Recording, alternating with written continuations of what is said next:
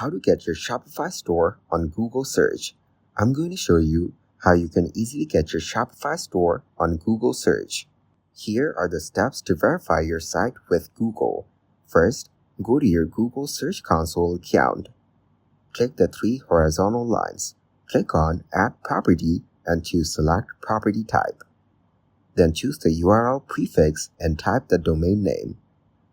After clicking on Continue, click on Verify Ownership. Now choose the HTML tag.